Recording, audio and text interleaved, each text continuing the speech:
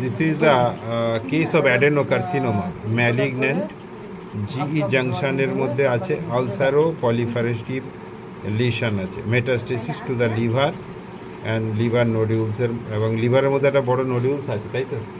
আর right renal কর্টেক্সের মধ্যে cyst আছে। And factor হচ্ছে গিয়ে কেমো রেডিয়েশন সবই তো হয়েছে, তাই না? কেমো হয়নি, তাহলে কী করেছিল? শুধু রেডিয়েশন দিয়েছিল, তাই তো। যাবে না।